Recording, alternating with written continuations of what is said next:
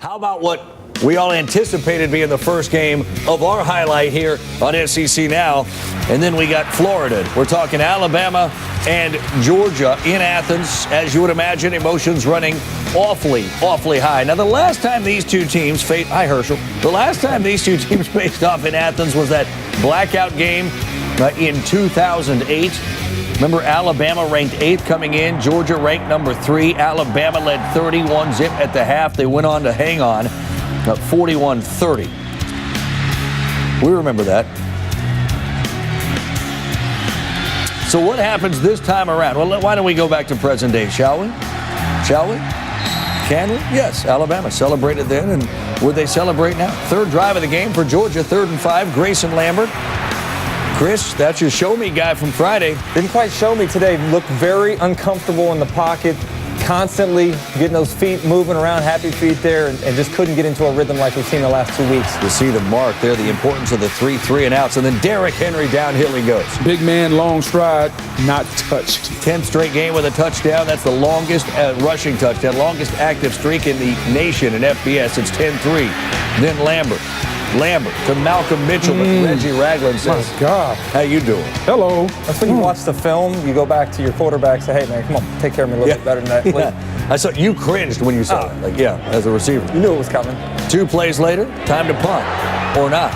Colin Barber has his punt blocked by Minkah Fitzpatrick, who easily recovers for the touchdown. It's 7-3, and we're in the middle of everything that changed the look of this game, because shortly after, Jake Coker strike to Calvin Ridley. Great play call. This is a Lane Kiffin play at midfield after a change of possession, going for a kill shot. I see you, Lane. Let's not minimize the fact that Jake Coker threw a perfect ball in the wet rain right there, right for Calvin Ridley. Bryce Ramsey replaces Grayson Lambert. First Georgia drive in the third quarter. He down the middle, but Eddie Jackson jumps in front of the intended receiver. That's all on the receiver right there. Was supposed to cut in front. You got to cross the face of the defender. He led his quarterback into believing that he was going to be open there and then went behind him. That's a bad play by the wide receiver. Alabama's now scored a touchdown offensively, defensively, and with special teams. It's a 31-3 game.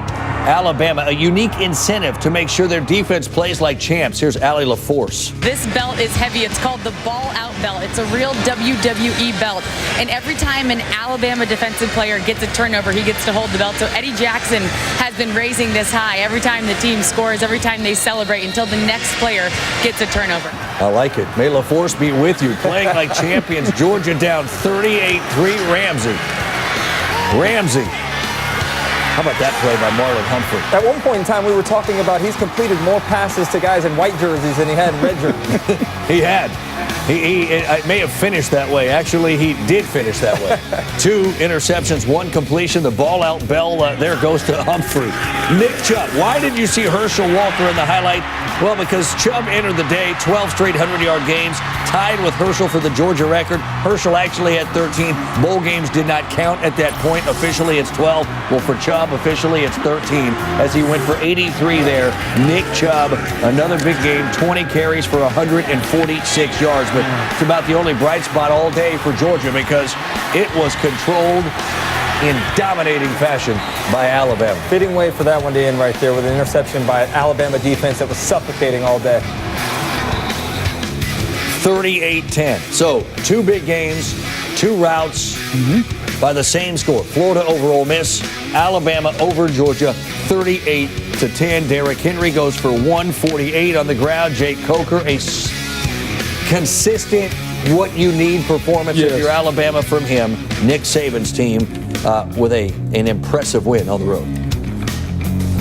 Well, they did a great job, except for the one long run. We didn't fit the gaps right, but you know, Georgia's got a really good team. I was really proud of the way our guys competed on both sides of the ball and special teams. So, you know, I said before the game that, you know, we're going to have an extraordinary effort. Ordinary people couldn't do this in these conditions on the road, and couldn't be prouder of our guys in terms of the way they played. How do you describe the rhythm your offense found?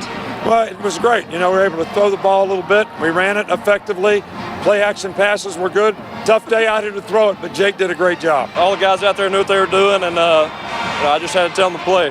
From then on, it was all them. In these conditions, what challenge did it present? Hey, I mean, the ball's wet, but we practiced with it, all week. So we were ready for it. When you've got Derrick Henry behind you, what kind of confidence does that give you in the power of this offense? Oh, man, you can't imagine. I mean, it's unbeatable. Kaylee Hartung working in the rain. Alabama's 4-touchdown win is their largest road win over an AP top 10 team in school history, and the largest road win by any team ranked over an SEC team ranked in the AP top 10 since Florida State beat 6th-ranked Auburn by 28 back in 1987. We'll go offense for the offensive guy and defense for the defensive guy here. Jake Coker in this game, I think we started to see why he did win this offseason competition. But in general, offensively with Alabama, did you see what you would have wanted to see going in? Well, I think I saw what I wanted to see, but it was a little different than what I thought I was going to see. 379 yards of offense, but they were only 1 of 12 on third downs. What that tells me is that this was not about a game where they were putting rhythmic drives together. It was about big plays. And this was a game that was tied 3-3 midway through the second quarter. It was a 30-yard Derrick Henry run, a block punt, and then the long throw to Ridley. All happened in less than 5 minutes. And at that point in time, it's 24-3. The ball game's over. And we've been talking about this defense all year and this front seven. And they lined up and they said, you know what? We're not going to allow Nick Chubb to run the football. And other than one long carry, they stuffed the run. And what did that do? That allowed the safeties to start creeping down. And now you saw Eddie Jackson there making interceptions and things like that. This defense played downhill all day long. Never gave Lambert or Ramsey any opportunity to get the offense going. That front seven showed why they're the best front seven in America today. And Georgia did not, despite the big gain there from Chubb, they did not do what they thought they needed to do. They did not run effectively start to finish. And in the end, the interesting thing was, all the talk about the offensive line of Georgia, the running game of Georgia, Derrick Henry and Alabama's offensive line took that personal today. They were the ones that rolled up their yards on the ground, 189 yards rushing.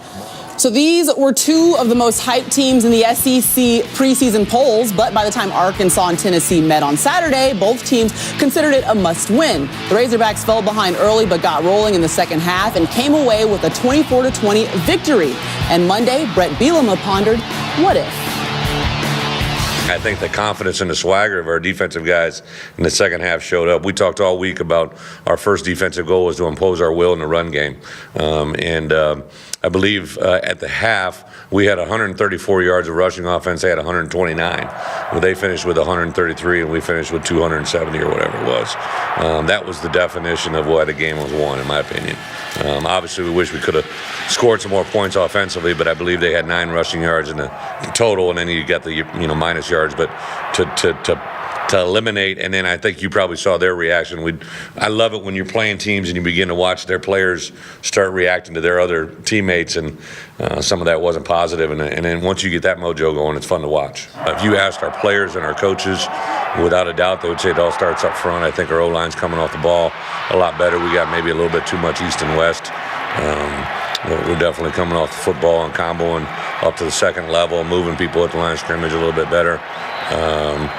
Without a doubt, I think what Alex has been able to do, not only he's been able to follow the path, but there's been some times where maybe we didn't block him up all right, and he made us look pretty good, So I tell you what, Raleigh Williams too. I mean, he hit some nice plays in there. All of a sudden, he bent it back, and he's got that timing down. I think the reason the passing game has stayed consistent is because of number 10. He's got numbers and some things that are pretty impressive. Everybody's got their shots they want to fire at him, but I mean, he's been pretty consistent in what he's doing, and for the most part, been pretty good with the football too. I put a lot into every game. Alabama means a lot just to me. I have so much respect for Nick. I don't really know the man all that much, but because I was in the Big Ten and the Michigan State days, I knew of him. I knew what he accomplished. Had a couple guys, Phil Parker, who's a big influence in my life, and Norm Parker knew Nick, and heard him tell stories about his dedication to defense and his football mind. And so there's a lot of things that intrigued me. And then coming into this league, when I came in, it was obviously they were the team that was on top of everything, and they still are.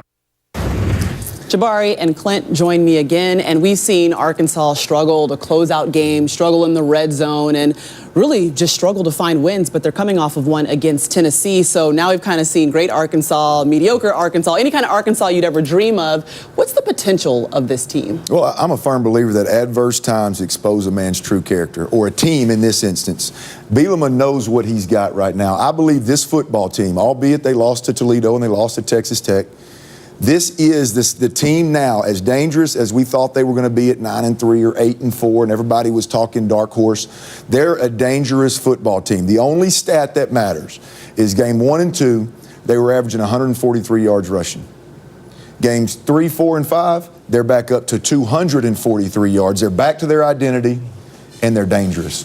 Yeah, so Arkansas was good on Saturday night. Yeah. They were good. No doubt about that. They went in, faced an adverse situation in Tennessee, and came out with the win. I think the last 2 weeks they've played really well. Really good team. Well, Texas A&M has played really well. Down to the end, went to overtime. And me and Clint was talking. The Tennessee-Arkansas rival, that's something that really gets the Razorbacks going. It's been something ever since you were there. When we played Arkansas, it's always come down to a last-minute thing. So I know that Arkansas plays Tennessee hard. Where are they? They had 2 running backs over 100 yards. I just think they're a victim of circumstances. You know, they're in the SEC West where they have LSU. They're playing at LSU. I don't think they're going to win that. They're playing at Alabama. I don't think they're going to win that. They're playing at Ole Miss. I'm sorry. I don't think you're going to win that. I mean, it's just they have some momentum, and I do think that they can pose a threat, but they just it's a tough conference. But, Jabbar, I'll tell you, defensively, Arkansas is better against the power-running teams, and they've already faced A&M. Obviously, A&M beat them with 3 or 4 plays. Arkansas played a great football game, but A&M made more plays, and you know as well as I do, at the end of the day, whoever's got the most points is a winner. Doesn't matter what picture we paint. So the point is that Arkansas's defense can play against power-running football teams. At least they have a better chance of winning those games than against that spread, throw it around, the air raid type stuff. Yeah, well, we'll see. Yeah, and you mentioned it before. I mean, Brett Bielema has been talking about this since the beginning of the season. At Alabama, at Ole Miss, at LSU, it doesn't get any easier for the Razorbacks as they look to fight through adversity. He's gone. Once he broke through the line of scrimmage, there wasn't a bulldog that touched him. Coker to throw, looking for the deep ball. Touchdown, Alabama! Well, it's keeper by Coker turning left side, and he'll score untouched. They got after him, and they block him, and they pick it up, and it's a touchdown for Alabama. And it's picked off. Eddie Jackson coming back the other way. He's to the 5. Touchdown, Alabama. And this crowd has gone silent in Athens. Here's why the crowd was silent. Looking inside the box score, it affirms exactly what we already suspected. Alabama controlled much of the clock and forced the Dogs into 4 turnovers. Alabama scored offensive, defensive, and special teams touchdowns for just the 4th time under head coach Nick Saban. You know, our players did a really good job in some tough circumstances, tough situation relative to playing on the road in the weather, and certainly proud of sort of the statement they made in the game. They beat a good team. There's obviously a lot of things that we could do better and clean up, and that's certainly something that we need to be committed to. But, you know, you beat a good team. It is what it is, and that's it. I do think we need to make some improvements on 3rd down, and I think it's a total team thing. I think the pass protection needs to be better. I think the route runners need to be more consistent, and I think the quarterbacks, the receivers got to catch the ball because we've had some drops, less in the last game. But and the quarterbacks have got to do what the design is to try to get the 1st down. So it's something that we want to continue to focus on. Defensively, we have gotten off the field in the last couple of weeks, but it's always a challenge trying to do things that can affect the quarterback on 3rd down as well as get their good people covered relative to their system and scheme, and that's something we need to continue to do. Jake has done a really good job. I think he's gotten better and better every week. I do think he did a good job in the Wisconsin game. I think that, you know, we probably ran the ball a little more effectively in those games, which helped with the play action passes. It helps with the 3rd down situations, even though, like I said before, you know, Saturday, once we got ahead in the game, we weren't taking many chances on 3rd down, and we felt good about how our defense was playing. So we were going to try not to make a mistake to allow them to get back in the game. So, but I think in those 2 games, there was a reason that the team played a certain way that helped Jake play a certain way that was very helpful to him being successful. Just got sacked. Get out of here. I mean, like, not fired, but like, yeah. because we don't have room for a quarterback up here. We're talking defense. Defense with our defensive guys, Spears and Greer. And the reason we're talking about it is because there were some phenomenal defenses on display on Saturday. And we're looking at Saturday, but we're also looking at the entire season in general. The best defense in the SEC is whose? It was very close. Alabama, for me. You look at the dominant performance, the consistency in which they played with stopping the run against Georgia, which nobody has managed to do for 2 years now. They gave up the one long run to Chubb, and I think that's just because Georgia kept knocking away and finally found some daylight. Reggie Ragland got caught up in the gap and couldn't get over to make the tackle. But those guys on that front seven, not the 1, 2, 3, not the second 3, but all 25 of them that rotates on that D-line, they dominated the line of scrimmage against Georgia, and that was the most impressive for me. Alabama, okay. Yeah, Alabama is, in our opinion, the best defense in the SEC. And you could talk about stats. You could talk about what they did last week versus Georgia. But I look at what they have done consistently and consecutively. Number one in the SEC in rushing defense. They stopped the run, dog. They know how to get in there and stop the run. But the most impressive thing to me is what they have, what no other team has, is Kirby Smart. I was so impressed watching Alabama at the beginning of the year. The linebackers got exposed in their coverage. The running backs were coming out of the backfield, and they were lighting up the Alabama defensive linebackers. But last game, you have a guy, Sony Michel, that seemed to be the premier running / catching back in the SEC. One catch for nothing. Believe it or not. I believe it or not, Alabama is once again, gentlemen, the favorite in the SEC West. Clint. I believe it today. I think there's potential for that to change. LSU's quarterback, if he develops, this thing could be interesting at the very end. If I was picking one today, Alabama, I believe, is the one to pick. Well, that's what it's called, believe it or not. I appreciate that. Concerned about the passing game, the passing defense. Concerned about that, giving up about 225 yards a game in conference play. Concerned about that moving forward, but pretty solid otherwise. Listen, I believe it. We talk about running the football, stopping the run, those big boys in the middle. Listen, they are as deep as it gets in the SEC.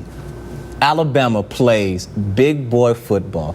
If they go head to head with Ole Miss, I believe Ole Miss they're going to have a trouble going down to the last quarter of the season. But I believe Alabama is going to come out be the best team. There's probably defensive line coaches in the NFL right now that go, give me 2 or 3 of those guys on the sides of the line.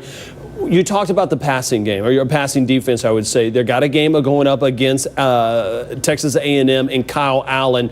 How much of an issue is that going to be on the road there in Kyle Field? It's going to be an issue, no doubt about it. Playing on the road in that environment is tough. I mean, in the whole nation of college football, that's one of the most difficult places to play. So that part's going to be tough. But at the end of the day, it's about the Jimmies and Joes. Do you have the defensive backs, the Jabari Greers of the world? Can you line up against A&M's stable of wide receivers and a quarterback that can sling it from any arm slot you want all over the park and stop them? Because they're going to try to they're okay with a scoring battle. They're okay with trying to outscore you, and they're getting pretty good at it, too. All right, yeah, I was going to say, all right, so you guys both will lead that one. Let's see what's next. We know these two teams can do it. Arkansas and Alabama, what are you prescribing for them? So with Arkansas, we have a little something called, both of them popped up. We're going to talk Arkansas first. Pass rush. Arkansas only has 4 sacks in 5 games. This is not good. Listen, I play corner. To leave the guys out there covering for so long, it puts stress and creates divisions on your team. You have to be able to put pressure on this quarterback if you want to have success against Alabama. And speaking of those Alabama Crimson Tide, the cat was out of the bag, but I think we kind of knew that was going to be the case. Ball security. Ball security. They have had 8 turnovers in the last 3 games. This is uncharacteristic. If they want to come out here with a win, they have to be able to control the ball, not hold the ball, not turn the ball over. All right, Jabari's got your practice schedule and how to go ahead and sing, run the ball. All right, let's take a look at the latest dish brought to you by Dish. The latest dish is an encouraging update from Arkansas running back Jonathan Williams, who's sitting out the regular season after having foot surgery in August. Tuesday, he tweeted out a video of himself running underwater with that caption, 8 weeks out from surgery, feels good to be some underwater jogging. The team has not ruled out a return by Williams if they make a bowl game. That's a pretty good little setup right there. You need that right there, Maria. You want that? I want that. I want to learn how to run Go underwater. ahead in the pool, just kind of chill out. Brett Bielema's first conference road win. Strolls in untouched. It's all Alabama all day. The Hogs and the Tide both notch impressive road wins, but one win doesn't get you anywhere in this conference. Who will back it up? The answer will come on Saturday. Boog, if we're in for half as good as Week 5 was, it's going to be a pretty decent one, especially the one going back from last year. That's right, the Tide. Well, they beat Fayetteville, or beat the Razorbacks in Fayetteville last year, 14-13. The Tide looking to add the streak of 56 straight victories against non-ranked opponents. Of course, the Hogs coming off their big win at Tennessee last week. So when you start looking at kind of the tail of the tape between these two teams, well, there's a couple of things that stand out. Alabama's defense leads the SEC in efficiency and fourth in the bowl subdivision this season. The Crimson Tide D hasn't been ranked outside the top 7 in efficiency since 2007. They'll face an Arkansas offense that ranks in the top 20 in several categories, including efficiency, but they have struggled lately in the red zone. Let's take a look back at what happened last year. It's a low punt that doesn't spiral. Instead, it bounces short. And coming up to field it and muffing that ball was Christian Jones. Oh, and it touched another Bama player. That was Smith, who came in and touched it. Saban's out of his mind, angry. You just can't do that, says Coach. And that is no good. They have struggled with place kicking. Ball is loose. And Anderson scoops it up. This is unbelievable what's been going on with Bama in special teams, but they get it back. Time and time again, when will it end? Quarterback sneak, he went vertical. I don't think he got it at all. Well, that was the ugliest looking quarterback sneak I ever saw. There's a penalty flag down. 12 men in the formation. Wow. Saban is sick of all the miscues and mistakes, getting frustrated. I knew why guys jumped off sides. If I knew why 12 guys went in the game out of a timeout. If I knew on 3rd and 1 why the guard jumped when we had a chance to run the clock out. When I know why we do all those things, I will quit doing this. I will quit doing this. Well, we do. How was film study, you think, after that game last year for Alabama? Very, very angry. Very angry. Well, actually, both teams should have a smile on their face, both coming off of big wins. What did Alabama show you last week in just a complete dismantling against Georgia that made you think, hey, this team's is back on track? The big play's back. I mean, if you just saw what Calvin Ridley did, 5 catches, 120 yards, a big 50-yard bomb near midfield. That's the thing that's been missing from this Alabama offense, the ability to stretch the field. Last year against the Razorbacks, their big play receiver, Amari Cooper, 2 catches, 22 yards. No longer are they going to be a bend but don't break offense. Lane Kiffin has this offense functioning on full steam, and they're throwing the football over the top to Calvin Ridley. How about on the other side, though? What did you see from Arkansas in that win up at Rocky Top that makes you think, hey, maybe Alabama could be in a little trouble here? They're running the football. 50 rushing attempts for 275 yards. They're playing Arkansas Razorback football, and as long as they do that, as long as they run the football, they control the clock. Over 35 minutes of time of possession. That's the way the Razorbacks want to win. Keep their defense off the field, keep the offense on, grind the clock, and physically wear you down. Look, they did that last week. That was last week. Now we're start talking about this week. Can they do it against an Alabama defense that frankly has a bunch of different NFL players that are lining up right now on that defensive line? It's going to be tough, but guess what? It's the same NFL players that we saw last year. Those 3 big NFL prospects at defensive line, they were there last year when the Arkansas Razorbacks held Alabama to 66 yards rushing. They rushed the football on offense over 40 times. The ability to match up with Alabama physically at the line of scrimmage. They're not afraid of Alabama. They played them to a 14-13 game last year. These same men, they got into a cage match. And if Arkansas wants to do the same thing this year, that will behoove them in order to stay in this football game. Behoove. How about you're using the big words here on SEC? Not very big. That's a small word. Alex Collins, 150 yards, 3 straight games. You know who else has that? Leonard Fournette, the only person in FBS that had beat him. So finish this sentence for me.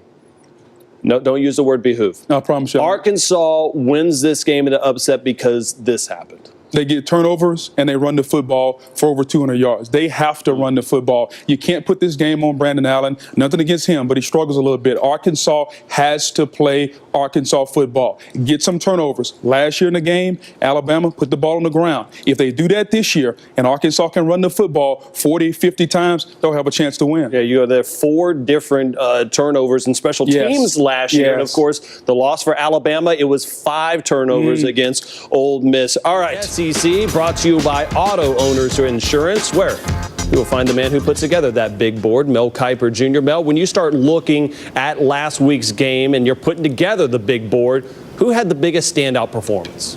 Well, I want to see Alabama. I think you want to see them really solidify positions at front 7 on the defensive side of the ball, knowing you're going up against Chubb and Sony Michel and that offensive line. And you think about a guy like A'Shawn Robinson, so solid, so versatile. Moving into the NFL, no matter what defense he goes to, he provides that scheme versatility that you want. Right now at number 9, A'Shawn Robinson is.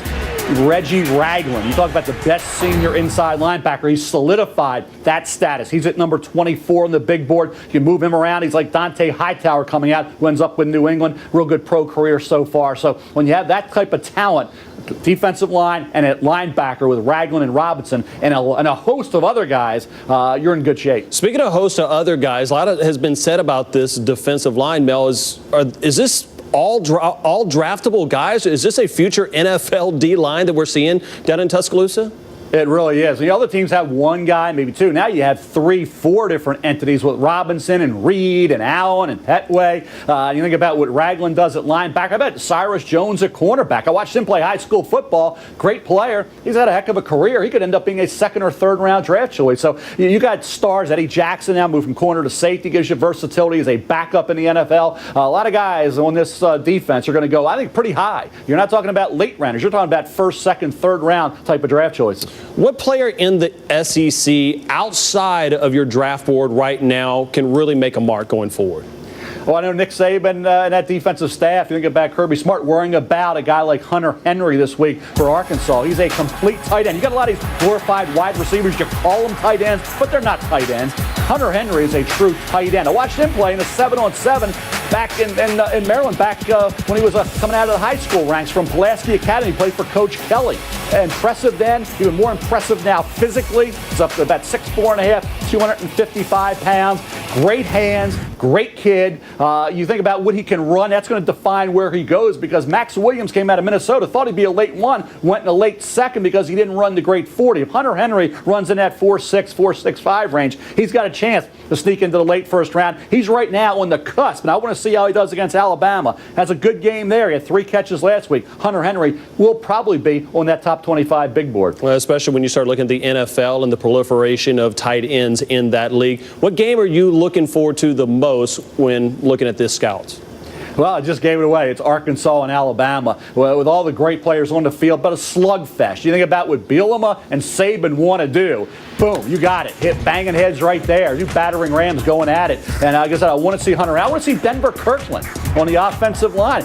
Tackle, probably be a guard in the NFL. How does he deal with that Alabama front 7? Certainly Hunter Henry. Key game for him against that Alabama defense, because you have O.J. Howard on the other side, who would even mention, who's a very talented tight end for Alabama. Saying, hey, all talks about Henry, I'm pretty good myself. So in that game, you're going to have an awful lot of a talent. Alex Collins, to see if, hey, you did the job against Chubb and against Sony Michel. Now you got Alex Collins and that powerhouse Arkansas offense with that huge offensive line. Just not about Kirkland. There's other guys that have NFL ability as well. So it's going to be a fun game to watch. A true slugfest for a purist. Going to love watching Arkansas and Alabama. And we'll see if it's as good as last year's that went down to the wire. Mel, as always, we appreciate the time.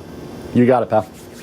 Somewhere, though, somebody apparently left Alabama for dead after they lost at home to Ole Miss. Not me. But as Nick Saban made perfectly clear Monday, somebody did. You always talk about not worrying about all the noise outside the program, but when the perception of what your team is so fluid week to week, and you have a lot of guys that are in the spotlight for the first time, what do you and your staff say to them so that they don't worry about I say the same thing as when you all buried us last week, all right, and all that It really doesn't matter what you think. All right? And it really doesn't matter what you say. And I'm hoping that nobody on our team is playing for you.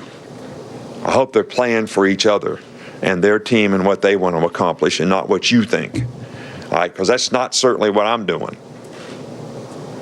I'm coaching and working for our players and our team to be as good as it can be. And if that's not pleasing to somebody else, it's not pleasing to somebody else. I said before, I believe in our team. I do believe in our team. All right? And we're going to work hard to make our team better. And I hope the players respond the right way. And it's not going to be for you. The fans, yes. Because if it was up to you, we're 6 foot under already. We're dead and buried and gone. Gone.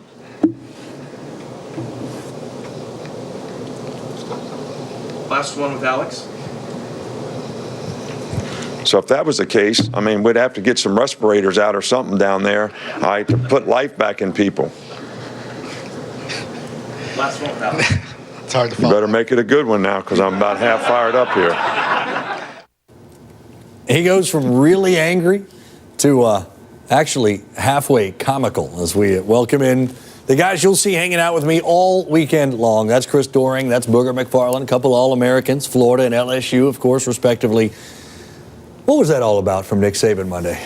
Well, first of all, I guess I intimated in a way that they might have been dead and gone, because I did pick Georgia last week. 2 losses would have left them dead, so perhaps I was guilty of that. I'll go ahead and fess up at this point in time. But I think what it was about a guy that was angry that came in, Booger, with something he wanted to get off his chest. It didn't matter what the question was. He was going to go right to that. He wanted to let everybody know that his team's got resiliency and he doesn't care about what everybody else is saying on the outside. And that's really what his team has always been about. It's about us in the locker room. It's about us, the process, doing the little things correctly and not getting distracted by everything else. And a lot of it was a message to his team that, hey, this is us against everybody else, creating a little bulletin board fodder with the media.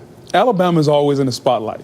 The pressure's always on them. Yeah. When you see Nick Saban step up to the podium, what is he doing? He's taking the pressure off his team. Look at me. Put it on me, but do not put it on my team. And as a player, I love that. I love when my coach goes to bat for me. You can talk about us in the media. You can say what you want, but put it all on me. Bring all the questions to me and allow my players just to go play football. When he was at LSU, he was hated by everyone on the campus, except the players, because the players knew Saban always had their back. To me, that's another example of how he does it. How did what we saw last week at Georgia impact your impression of this team moving forward? Oh, greatly, because you saw Alabama rise to the occasion.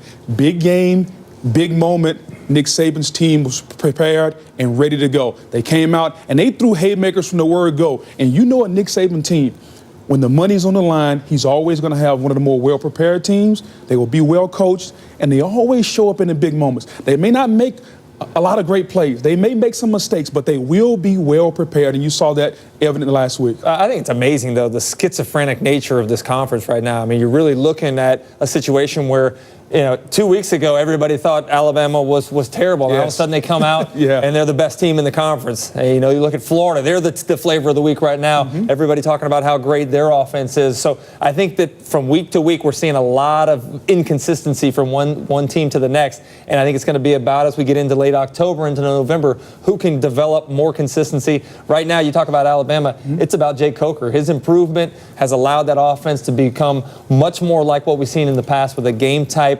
managing quarterback that can keep things under control. And think about this also. When Arkansas and Alabama played last year, close game, 14-13, Alabama dogfight. Guess what they're playing this week? Yeah. Oh, it could be another. Exactly. As banged up as Arkansas is, it could still end up being another one. Alabama or the field, who wins the West right now? Oh, Alabama. I said it last week. I declared Alabama. And I thought you were in agreement. I don't know if you are. I don't want to put words in your mouth. But Alabama, to me, is the best team in the West. He's got LSU hanging out over there. Right now. Well, right now. There's a game in Tuscaloosa early November where a team wearing purple and gold is going to come in there. And I think that game, whoever wins that game, wins the West. It could all change. 2 hours. 2 hours. It absolutely could. And then the prime game on ESPN at 7 Eastern is down in T-Town in Tuscaloosa. Remember last year, Arkansas-Bama was up in Fayetteville. It was a rainy day. Nick Saban was a little concerned. It was just one of those games where you could sense it. Things weren't going so well. Blake Sims was struggling. Did toss a couple of touchdown passes. The go-ahead touchdown to Andrew White. People wanted a timeout. It came down to this. Landon Collins with a pickoff. You know, it was a blocked PAT. A blocked PAT was the difference in this game. 14-13 was the final score. Do they play them down to the wire again? The only thing that made that game watchable, by the way, was the play-by-play announcer in the booth. It was one of the most poorly played games I've seen. You got to sell, Greg. I appreciate that. I appreciate that very much. Very much. Thank you very much. Look, more, please stop. More, yes, please. You're going to see more and more of Alabama trying to establish the line of scrimmage. They got back to being who they were. They found that offensive identity that has kind of plagued them over the last 4 or 5 games. They haven't really looked dominant, but last week against Georgia, in adverse situations, difficult weather, they ran the ball, they stuck to what they knew, and they gave it to Derrick Henry 26 times. Let's see if they continue to do that against a defense that's decent, but by no means great. Derrick Henry, by the way, a rushing touchdown now in 10 straight games. I feel like Derrick Henry, because of Leonard Fournette and Chubb and everything else that's been going on with the run, not enough Derrick Henry talk this year. No question. And I think he has been overshadowed by all the athleticism in the backfield for all these teams in the SEC. But this dude is a freak. I mean, he is an absolute beast. We see it every single week. I mean, his size, his speed, his strength. And yes, he's not quite as flashy as some of these other backs, but he gets the job done, and he runs with a lot of force and determination. Worry about the fumbles. That is true. And I know it hasn't been something that's plagued him his whole career, Spears, but sometimes that ball gets a little wide. What are you doing when you see a ball get wide like that? Oh, it looked like a piece of cake. Well, what do you do with a piece of cake? Devour it. I take it. But you know, guys, talking about Derrick Henry, I think this game, you know, last week I said, and unbeknownst to me, I thought that this Georgia offensive line would present a challenge for Alabama because of the effectiveness that they have running east and west and letting Chubb cut off the back of blockers. This game is different for a 3-4 defensive lineman, and that's the defense that Alabama plays, because when you're two-gapping and you have big guys in front of you, it's very difficult to see, and it's very difficult to not get in a gap early because you're trying to make a play. And I think that's the problem that Arkansas's run presents for Alabama's front. Now, it's big on big, and you have to love the matchup if you're a guy like me, because it's about to be football play in between the trenches. But I really believe that Arkansas, if they can continue to establish that identity, running the football, and defensively just defend good enough to get your offense the ball back 1 or 2 extra possessions in the game, we could be looking at a close one. That side I question, defensive side. The other side, Alex Collins, 3 straight games, 150 yards rushing. So perhaps they keep that going. All right, how about a game last year that was a 1-point game, and in that game, Arkansas left 11 points on the field and dropped an interception on the goal line. They had every opportunity to beat Alabama, but did not do it. Remember, after the game, Saban was getting frustrated because people kept asking essentially why you didn't beat them by more points than 1. Well, now they get a chance to do that, perhaps at home against the banged-up Hogs. Chris? This is not last year, unfortunately. This is this year, and right now there's a big difference between these two. I really think that it's going to be a blowout in the favor of Alabama, 34-17. We know that Derrick Henry's going to run the football well, but I think it comes down to Rob Smith's defense giving up too many big plays in the passing game. Jay Coker's going to take advantage of that as well. 42-17 Alabama. And this is not last year, as you said. This Alabama team has put together the most complete performance we've seen in the conference this year against Georgia. Arkansas giving up too many plays defensively. Offensively, they're a shell of themselves. Yeah. Alabama, big. Yep. Alabama, big. Both of you say that. Of all those teams, which one are you most confident wins tonight? Alabama wins tonight. After what they did to Georgia, they are absolutely ready. They feel like they've gotten back on track. They have Arkansas to be close, but Alabama wins. I'm watching Alabama. I think Alabama wins, too. I'm a little bit nervous for Florida. Joey and I both piped them up, said, hey, this looks like they could be the best team in the SEC. Make sure you don't have that letdown game against Missouri. I think they'll win, but I can't hear you. Freaks, how about the Hogs and the Tide? Tonight, ESPN, Bama's defense last week, boy, they really set a tone, playing with an attitude. Derrick Henry getting physical, tough yards in the trenches. To me, it took the pressure off of Jay Coker. I thought he was in command, really looked to be able to assert himself. Right now, Alabama's starting to find an identity. Stadium, Alabama. Spectacular day there right now, taking on Arkansas on ESPN, 7 o'clock Eastern time. Alabama's alive again, pulling off the biggest comeback since Lazarus, if you believe some of the Tide is dead crowd after the loss to Ole Miss. But last year, Arkansas just about finished off Alabama's hopes in a driving rainstorm in Fayetteville. Difference in this game turned out to be a missed extra point. Blake Sims created a play, found DeAndre White, and then Landon Collins had a late interception, and Alabama escaped with a 14-13 victory. A game that many believed underscored Alabama's weakness. In the following week after that game, Nick Saban delivered, how shall I say, a pointed message that a one-point win was good enough, that he was just happy to see his team win and celebrate. Now, make no mistake about this. Saban is the absolute Jedi master of delivering a message to his team, his fans, or the media through his news conferences. So, after a brilliant performance at Georgia, everybody patting them on the back, people saying, oh, we're sorry about all of that Alabama is dead stuff. You know what's coming. Just like Old Faithful, it's very predictable. A Saban epic meltdown coming in 3, 2. It really doesn't matter what you think, all right? It really doesn't matter what you say. And I'm hoping that nobody on our team is playing for you. I'm coaching and working for our players and our team to be as good as it can be. And I hope the players respond the right way. And it's not going to be for you. The fans, yes, because if it was up to you, we're 6 foot under already. We're dead and buried and gone. So if that was the case, I mean, we'd have to get some respirators out or something down there to put life back in people. Nick, for folks that may not have seen your comments in this room earlier in the week, they've seen it now. Pretty emphatic message you were sending out there. Well, you know, I think sometimes it's important to try to defend your team.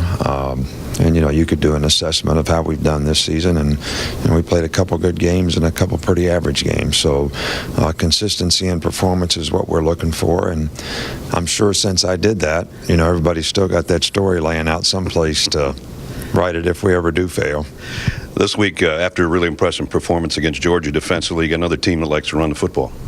Well, Arkansas is a very good team, and they can run the football. They've got a very good offensive line, but I think their quarterback has played extremely well for them, and they've made a lot of big plays in the passing game and actually are one of the leading teams in the country when it comes to making explosive plays, and I think that's because they have great balance. Thanks, Coach. All right, thank you. Our Brad Nessler will be calling the game with Todd Blackledge, 7 o'clock Eastern time tonight. Okay. If you look at Arkansas's stats, especially offensively, you wouldn't think that they would have had the trouble that they've had. They haven't been good in the red zone, and they haven't been really good against the pass necessarily. But there's still question after the Alabama's performance last week. What do the Razorbacks have to do if they're going to hang with and potentially upset Alabama? Well, I think y'all touched on it a little bit to start, but let's make no mistake, Coker had a good game, but I still want Coker to beat me. Now, I think he's solidified as the number one guy. Another guy who's really stepped up is Calvin Ridley on the outside. Mm-hmm. I think Lane Kiffin's found his chess piece to move around Amari Cooper type guy, Julio Jones type guy you've seen in the past.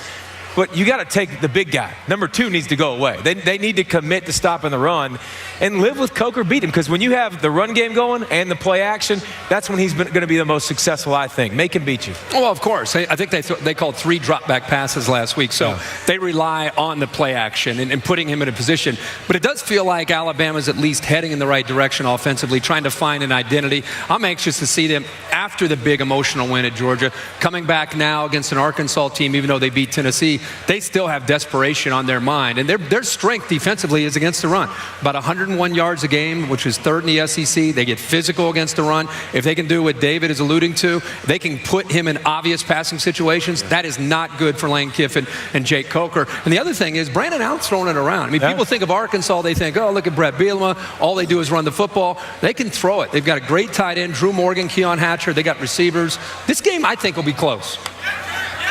Oh, you let me off the hook, too. I said Bama. I said Bama was close. My bad. My bad. Did he say Bama? No, I thought this game would be He was so dialed into his analysis. What did you say? I don't think he caught that you didn't pick. You missed me. I said Bama when I pushed it to him. Bama close. Oh, okay. He didn't I agree. I got Bama close to. I think last week, you know, they got back into their groove against Georgia. People tried to write them off, just like Nick Saban said, because of the Ole Miss game. But Alabama is one of the best teams in the country. I don't know why people thought they were going to be an underdog to Georgia a week ago. As long as Derrick Henry gets his carries, I think it opens up the passing game for Coker. Coker. Coker isn't going to beat anybody throwing the ball. But as long as he has the running game, all he needs to do is make 3 or 4 crucial throws in the game, and they'll win. I think it's going to be a close one just because, like they say in boxing, styles make fights, styles make games too. And these two styles are comparable. So it's going to be a tough game. And watch third down for Alabama. Alabama has not been good on third down. If Arkansas can get them off the field, then maybe things start tilting in the Razorbacks' direction. If the Tide converts on third down, you have to like their chances. Arkansas hasn't won there since 2003. The Tide held Georgia to under 300 yards of offense last week.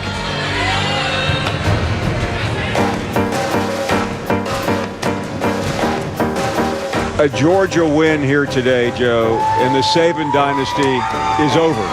I know some will say, what about the recruits? What about this? What about that? To me, the Alabama mystique is holding on for dear life, and a Georgia win today will shatter that mystique. Henry, untouched, touchdown. Coker to throw, looking for the deep ball. Touchdown, Alabama. They blocked it. Touchdown, Alabama. This crowd has gone silent in Athens. It's all Alabama all day. Coach, I know you always talk about not worrying about all the noise outside the program, but when the perception of what your team is so fluid week to week, what do you and your staff say to them so they don't worry Well, I about say the same thing as when you all buried us last week, all right, and all that it really doesn't matter what you think, all right? It really doesn't matter what you say. And I'm hoping that nobody on our team is playing for you. I hope they're playing for each other and their team and what they want to accomplish and not what you think, all right? Because that's not certainly what I'm doing. I said before, I believe in our team. I do believe in our team, all right? And we're going to work hard to make our team better. And I hope the players respond the right way. And it's not going to be for you. The fans, yes. Because if it was up to you, we're 6 foot under already. We're dead and buried and gone. Gone. Last one without. You better make it a good one now, because I'm about half fired up here. First of all, anytime the exclamation is, all right, you know that there's a little bit of a, Gone. right?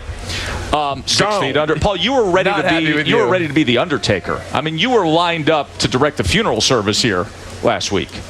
I am so bored with Nick Saban doing this.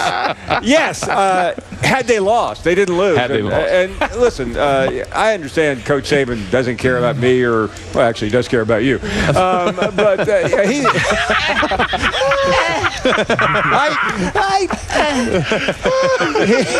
he's communicating to his players and, of course, his fans. And, of course, one week, Saban doesn't care about the fans. Now, obviously, he does. He just doesn't like those of us in the media. No one was burying Nick Saban. We were simply stating a fact that if they lost that game, this mystique was shattered. Saban cares very deeply I'll tell you one thing, though. I will say Paul, that. have you ever heard the phrase, it's never as good as it seems, it's never as bad as it seems? Never heard that before. No.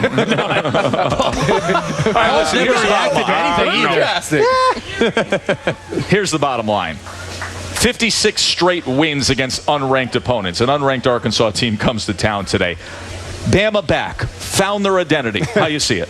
Yes, Bama found their identity, but their identity is defense, ground control, and then play action passing. And they dominated from the line of scrimmage, and that's why their identity is back. And they never really lost it. Exactly. They just had turnovers against a very good Ole Miss football team that was extremely fired up and motivated to beat them. So Alabama never lost their stinger. They just lost one game, and they bounced back just fine. You know what Nick Saban is most frustrated about?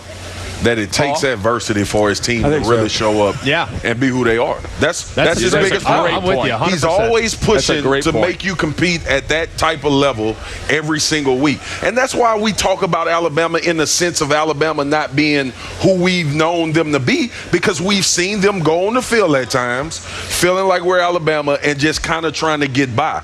They established their identity of what's lasted and what's made them Alabama to everybody in the country, and that's dominant dominating football games. And they're capable of doing it. But they just had to be against the wall. Do you know how hard that is for a team full of 18 to 22-year-olds? That is extremely hard to show up every single week to play with the same emotion and passion with the expectations that you are supposed to dominate every single team, and the other teams don't get the respect that they deserve because those teams are really good, and Alabama's just supposed to walk on the field and dominate every game. You know what that pressure's like. It's a lot of pressure, no doubt, but I think the biggest thing that we could take away from last week's game was the performance and execution in all three phases. But the one that I am most probably encouraged by is the offense. I want you to look at the right side of the offensive line. This is called a brace block. You see Dom Jackson, the right tackle, coming up on the inside, blowing up the middle linebacker. You use that against the 3-4 defense, which is what Georgia employed. Same thing right here.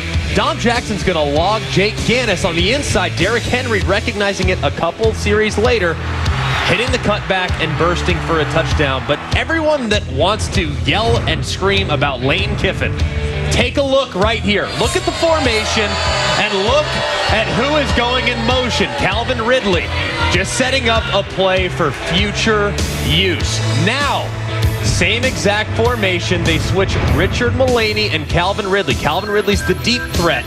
Same exact spinner motion across horizontally in the backfield.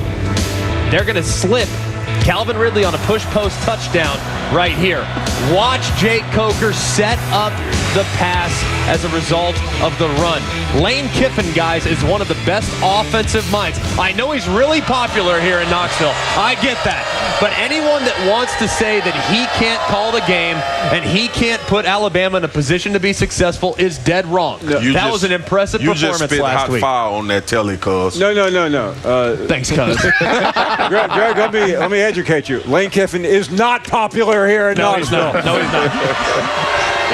He did a great job. We opened up this segment with the early week Nick Saban scolding, admonishing of the media. Brad Nessler caught up with him. Nick, for folks that may not have seen your comments in this room earlier in the week, they've seen it now. Pretty emphatic message you were sending out there. Well, I think sometimes it's important to try to defend your team. And you could do an assessment of how we've done this season. And we played a couple good games and a couple pretty average games. So consistency in performance is what we're looking for. And I'm sure since I did that, everybody's still got that story laying out someplace to write it if we ever do fail. That plays to your point, Marcus, consistency. Absolutely. He's built programs on playing a certain style of football. Yeah. Tim, you know that, Greg, because you were both a part of coaches who their expectation is for you to play really good every Saturday. And when you think about Coach Saban and what he's been able to do from the time he was at LSU until he's been to Alabama, his teams have had a staple. That's playing physical and showing up to every football game. Our national championship year, we lost the game to Florida. You know why we lost? Because we were complacent. Yeah. And that's what he defended against every single day in practice in preparation. Let's talk about this game, though, because I like this matchup, and I'm going to tell you why I like this matchup. Alabama and Arkansas, when you look at the game when it's played between the line of scrimmage, the 3-4 defense that Alabama runs, it becomes a bit more difficult when you're playing against bigger-sized guys. And that's what I'm pretty sure Arkansas is hanging their hats on, being able to create some lanes and move guys with the big guys that they play up front on this offensive line. So I'll be interested to see that matchup transpire. You just love it because it's big on big. I do. Well, for me, I agree with that. But it's about the defensive front sevens. Which defense, their front seven, can stop the run without having to bring another safety in the box? Because we know both of these offenses want to run the football, and that sets up everything else for their offense. So which defense can stop it with 7 men, not bring another safety in the box? Because if you can do that, you can stay in a too-high shell, and you don't have to give up the big play-action passes behind it. That's why I think it's huge. I got a pretty good idea who could stop the First of all, I don't think we're going to see a too-high shell. Not with these two rushing attacks, especially with Alabama getting back to who they were last week. 26 rush attempts for Derrick Henry. Expect him to be 25-plus again this week. I think they figure out that he's the man. An X factor that nobody's talking about. There's a young man named Bo Scarborough. True freshman, tore his ACL in the spring. He's now back. Expect him to to lighten the load a little bit with Derrick Henry on some of the sweep, zone read, option stuff out on the perimeter. So I'm a little worried about Arkansas's front seven. Spears, they're not as good as they were last year. Yeah, I agree with you, Greg. But one thing about what they have is that they defend against this power run in practice every single week. So hopefully that brings some discourse when they get into the game. But one key thing for me is Brandon Allen. I think Brandon Allen has to play big, and he has the capabilities of doing it. Does he have the weapons, I think, is going to be the question going forward. Well, he has to be the X factor in this game. He has to make big-time throws in big-time situations on 3rd and long, because Alabama's front seven will stop him at times, and they will have 3rd and 7, 3rd and 10, and then he has to step up and make big throws, and he cannot make the crucial interception. But he's not going to have huge windows to throw to. This secondary is improved. They're young in Tuscaloosa, but they're improved, and he's missing his top 3 wide receivers. I said at the beginning of the show, I'm hyped for Hunter Henry because that's a matchup nightmare, Tim. You know Alabama's going to play man-to-man. They're going to say, hey, this is big boy football. Come and beat it. Derrick Henry's the guy Brandon Allen's going to be looking at. Well, I think it's going to be a good matchup. Yeah, no. Who do you cover him with? Who do you even cover him with? He's so big, Spear. You're a former tight end. I'm most interested to see. 100 pounds honestly, ago. What I'm 150. Shot taken. Golly. I'm interested to see if Alabama is going to play with the same edge. Yeah. For me, that's the most important thing because they're the most dangerous team in the country when they're playing like they played last week. If they get into this we're Bama way, like we all fall into when we experience success, then you'll see a game going too far into the fourth quarter. Yeah. If they come out like they did last week where they feel pressure of getting the W, it's a different football team. Big question, Tess. Will Alabama, we know Spears will be, but will Alabama be hungry? All right, who's taking the next step? It is pick time. Paul, we'll get your picks from right there with Smokey. Arkansas, Alabama. Arkansas hasn't won in Tuscaloosa since 2003. Arkansas, Alabama, Timmy. And they don't win today. Alabama's defense too much. I'm going with Nick Saban's Alabama defense. Yeah, that team I saw last week in Georgia, I picked them against anybody. Yeah, Bama. Alabama for sure. Protecting the home field, taking it to a team that has the same offensive identity as Georgia. Smokey and Feinbaum say? What do you think, Smoke? Bacon for our Bama. Bama. Smokey says Bama. Okay. Deep kick. They'll bring it out to the 25. Right away. And his first throw is down the middle and on target. 15-yard pickup and a first down to JoJo Robinson. Well, if they throw a slant there as quick as he can get it out of his hand, it might be something, but they'll keep it on the ground. And it's Henry losing 2. And Brooks Ellis. Bama won them both, and ironically, was Bear Bryant's first and his last titles as Alabama's coach. Of course, the Bears got a statue outside. Play action. Allen. Nice throw and catch out to the tight end, Jeremy Sprinkle, and a first down for the Razorbacks. Beg your pardon, second down and 5. Play action off his back foot. Baker tosses it out there, and it's intercepted. Josh Liddell. Watch the pressure come right into the chest, and Coker not able to get enough on this football, and it drifted inside, and the safety Liddell able to make the play. So the first turnover of the game gives Arkansas life. They trail by only a field goal. On third down and 12, they're going to play it safe with Henry. They sure are. Dropped at the line of scrimmage. 4-man rush on Brandon Allen. He's going to take off with it, and he's got a first down. That was a huge play by a veteran quarterback. He knew his team needed a third down conversion in this part of the field, and he made a smart decision. You know, our production meeting this morning, you used a word that I love about this kid. You said he's crafty. Alabama lost 28 yards of field position, and they'll probably be conservative down here. Here's a counter, and Henry tripped up by Brooks Ellis. First down from the 25. Jake Coker wanting to throw, does hit it high, and it's intercepted again. This one, Santos Ramirez going the other way. Arkansas's got it back. Mulaney was the intended target, and the ball was thrown high. Tolliver was in coverage. The ball goes off of Mulaney, and another interception for this Arkansas defense. Good underneath coverage by Tolliver, and the ball sails high on Jake Coker. Second pick. Collins, the tailback. They fake it to him. Wide open in the middle of the end zone is Drew Morgan. Touchdown. He's going to get to right here and watch all this action here, expecting run all the way with Alex Collins. Boy, nobody home back there. It took 3 plays. The big play was the interception. That set up the touchdown, and Arkansas is in front. It is a first down at the 49. Henry stood up after a gain of 1. It's got to be Brooks Ellis somewhere in there. Well, the reason you do it is to prevent Alabama from substituting. This throw wide open. A sprinkle rumbling down the sideline, and a big play there. They fake it to him. Coker in trouble. Going to go down way back by the 3-yard line. Dietrich Weiss with a first sack of the night by Arkansas, and it's a big one.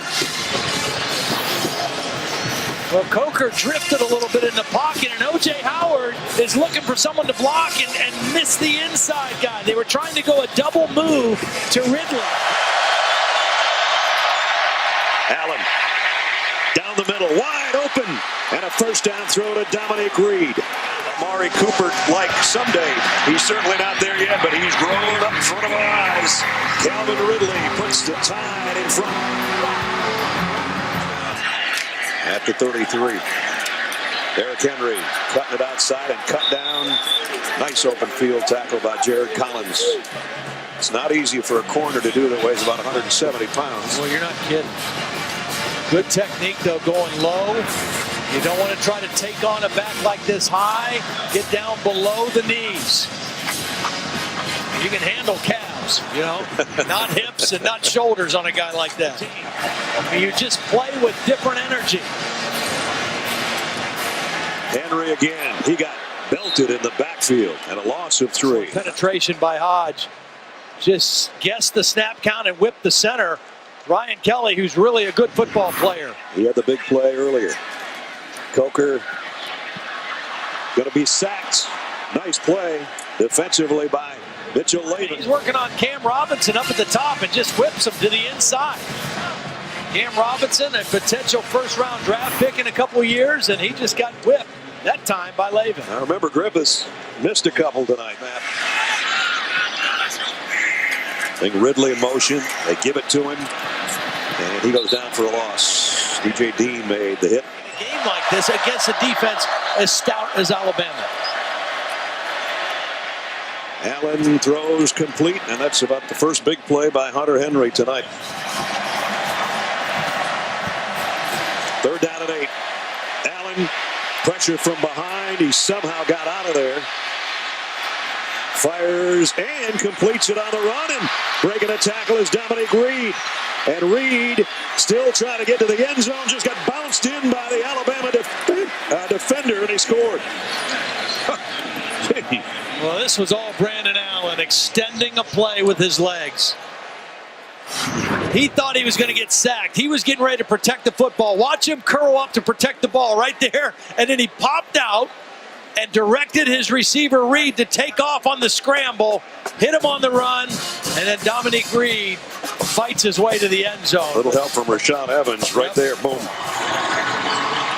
Alabama 27, Arkansas 14. That's going to do it for us. As Brett Bielema and Nick Saban meet at midfield.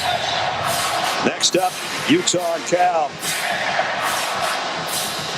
They pass. Brian Greasy, Tom Luganville all standing by. 4, Todd Blackledge, Holly Rowe. Brad Nessler saying so long from Tuscaloosa. Let's go out west. David, it's all yours, bud.